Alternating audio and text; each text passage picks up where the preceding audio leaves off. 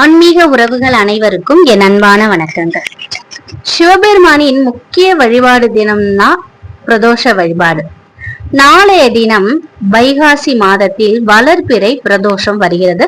அதுவும் ஞாயிற்றுக்கிழமையில வரதுங்கிறது ரொம்ப ரொம்ப விசேஷமானது.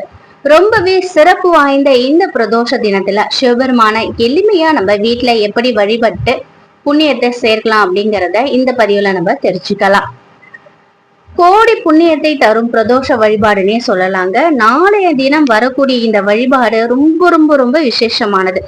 இது வரைக்கும் நீங்க பிரதோஷம் விரதம் இருக்கலைனாலும் நாளைய தினம் ஒரு நாளாவது பிரதோஷம் விரதம் எடுத்து பாருங்க. நிச்சயமா உங்க வாழ்க்கையில பலவிதமான முன்னேற்றங்கள் மாற்றங்கள் அதிரடியா நடக்கும். ஒவ்வொரு நாளுமே 4:30 மாலை 4:30 6:30 மணி வரையிலான காலத்தை நம்ம நித்திய பிரதோஷ காலம் அப்படின்னு சொல்லுவோம். பிரதோஷ தினம் மட்டுமன்றி எப்பொழுதுமே இந்த நேரத்துல நம்ம வழிபடுவது மிக மிக சிறந்தது. ஞாயிற்றுக்கிழமை அப்படிங்கும் போது அந்த நேரம் பாத்தீங்கன்னா ராகு கால நேரமும் இருக்கும். இந்த நேரத்துல சிவபெருமான நம்ம வழிபாடு செய்யும் பொழுது ராகு கேது தோஷ பாதிப்பு இருந்தாலும் நிவர்த்தியாகும். வளர்பிறை, அதாவது நாளைய தினம் வளர்பிறை பிரதோஷத்துல புண்ணியத்தை சேர்க்க நம்ம எப்படி சிவபெருமான வழிபடலாங்கிறத முதல்ல பார்த்துடலாம். இந்த நேரத்துல கோவிலுக்கு போய் வழிபட வாய்ப்பு இருக்கிறவங்க சிவ வழிபாட்டிற்கு முன்பு அபிஷேகம் செய்வாங்க. அந்த அபிஷேகம் செய்யறதுக்கு நீங்க உங்களால முடிந்த பொருட்களை வாங்கி கொடுக்கலாம். அப்படி எந்த பொருளும் வாங்கி கொடுக்க முடியலனாலும் பன்னீரை வாங்கி கொடுங்க. இதனால கோடி புண்ணியம் பலனை நம்ம பெறலாம். சிவபெருமான் அபிஷேக பிரியர். கோவிலுக்கு போறீங்க அப்படின்னாலே கண்டிப்பாக அபிஷேகத்துக்கு ஏதாவது ஒரு பொருளை நீங்க வாங்கி கொடுங்க. பன்னீர் பாட்டில் ஒரு 20 ரூபா கொடுத்தாது ஒரு பன்னீர் பாட்டிலாவது வாங்கி கொடுங்க. கோவிலுக்கு போக முடியாதவங்க வீட்டிலேயே என்ன செய்யலாம் அப்படின்னு பாத்தீங்கன்னா, உங்க வீட்டுல எந்த வகையான லிங்கம் இருந்தாலும் சரிங்க, லிங்கத்திற்கு பிரதோஷ வேலையில நீங்க செய்யும் அபிஷேகத்தோட பன்னீர் அபிஷேகத்தை கண்டிப்பா செய்யுங்க. இப்படி செஞ்சதுக்கு அப்புறம் சிவபெருமானுக்கு எம்பெருமானுக்கு ஏதாவது ஒரு எளிமையான நெய்வேத்தியத்தை வச்சு தீபம் ஏற்றி வழிபடுங்க. இந்த தீபம் ஏற்றி வழிபடும் பொழுது நீங்க வடக்கு பார்த்து உட்கார்ந்து ஓம் நம சிவாய அப்படிங்கிற மந்திரத்தை சொல்லணும். இந்த தீபம் பொதுவாவே ஒரு தீபம்ங்கிறது அந்த பிரதோஷ வேலையில ஏற்றி வைத்து நீங்க வழிபாடு செய்யறது சிறப்பு. அதுவும் ஒரு கைப்பிடி அளவு வில்வ இலை கிடைச்சதுன்னா ரொம்ப ரொம்ப விசேஷமானது. வில்வேலை இன்றைய நாள்ல நீங்க வாங்கிடுங்க. பிரதோஷ நாள்ல பிரதோஷ நேரத்துல வில்வேலை பறிக்க கூடாது அப்படின்னு சொல்லுவாங்க. உங்களுக்கு இடையில கிடைச்சா நீங்க வாங்கிக்கலாம். அந்த ஒரு கைப்பிடி அளவுக்கு இந்த வில்வேலைய தாம்பலத்துல பரப்பி அதன் மீது ஒரு அகல் தீபம் வைத்து நீங்க தீபம் ஏற்றுங்க. இந்த தீபத்திற்கு முன்னாடி உட்கார்ந்து ஓம் நம சிவாய 108 முறை சொல்லுங்க. அதுக்கப்புறம் நீங்க தீபதூபம் கற்பூர தீபதூபம் காட்டி உங்களுடைய பூஜையை நிறைவு பண்ணிக்கலாம். பிரதோஷ விரதம் இருந்து வழிபாடு செய்யறவங்களுக்கு பிரதோஷ காலமான 4:30 6 மணி வரைக்கும் அந்த நேரம் முடிஞ்சதுக்கு அப்புறம் நெய்வேத்தியத்தை நீங்க சாப்பிட்டு உங்க விரதத்தை முடிக்கலாம்.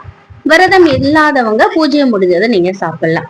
எங்க வீட்டுல எந்த விதமான லிங்கமும் இல்ல, சிவபெருமா படம் தான் இருக்கு அப்படின்னு நினைக்கிறவங்க படத்தை சிவபெருமானோட படத்தை பன்னீரால துடைச்சிட்டு மஞ்சள் குங்குமம் போட்டு வைத்து வழிபாடு செய்யுங்க.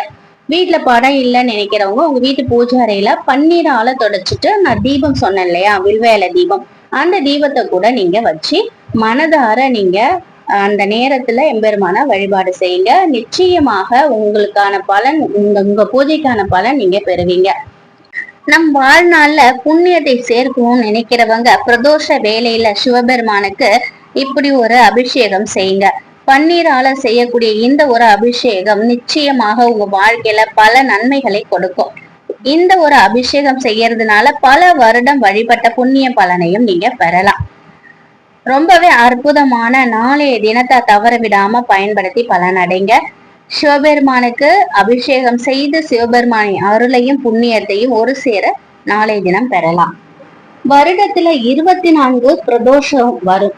அந்த 24 பிரதோஷத்திற்கும் போக முடியாதவங்க சித்திரை வைகாசி ஐப்பசி கார்த்திகை இந்த மாதத்துல வரக்கூடிய 8 பிரதோஷத்துக்காவது நீங்க போங்க. இந்த 8 பிரதோஷத்திற்கு போனாலே ஒரு வருட பிரதோஷத்திற்கு போன பலனை நம்ம பெறலாம். ரொம்ப ரொம்ப விசேஷமான நாளைய தினம் வளர்பிறை பிரதோஷம். வைகாசி மாதத்தில் வளர்பிறை பிரதோஷ தினத்தை தவற விடாதீங்க. செல்வம் சொத்து விரைவிலேயே சேரும். எப்பேற்பட்ட கடனும் உடனடியாக தீரும். நாளைய தினத்தை தவற விடாதீங்க. நாளை மாலை பிரதோஷ வேளையில கோவிலுக்கு போக முடிந்தவங்க கோவிலுக்கு போய் ஒரு கைப்பிடி அளவாவது கொஞ்சம் வில்வேலை வாங்கி கொடுத்து எம்பெருமானுக்கு அபிஷேகத்திற்கு உங்களால முடிந்ததை வாங்கி கொடுத்து வணங்கிடுவாங்க. அப்படி கோவிலுக்கு போக முடியாதவங்க வீட்டிலேயே அந்த வில்வேலை வைத்து ஒரு தீபம் ஏற்றி சிவபெருமானுக்கு லிங்கம் இருந்தா அவங்களுக்கு ஒரு அபிஷேகத்தை பண்ணிட்டு நீங்க இதை கூட நீங்க வீட்டிலேயே எளிமையான முறையில செய்யலாம். முழு நம்பிக்கையோட சிவபெருமானை வணங்குங்க. ஞாயிற்றுக்கிழமையில பிரதோஷம் வருவது மிக மிக சிறப்பான ஒன்று. இந்த நாளை தவற விடாதீங்க. அதுவும் வைகாசி பிரதோஷம், இது தவற விடவே விடாதீங்க. சிவபெருமான் மகாலட்சுமி தாயாருக்கும் குபேரருக்கும் செல்வத்தை வாரி வழங்கின எம்பெருமான முழு நம்பிக்கையோட நாமும் வணங்கணும் அப்படின்னா நம்ம வாழ்க்கையில எப்பேற்பட்ட கடனும் துன்பமும் நீங்கும். நிச்சயம் இந்த ஒரு தகவல் உங்களுக்கு பயனுள்ளதா இருக்கும் அப்படின்னு நம்புறேன். நன்றி.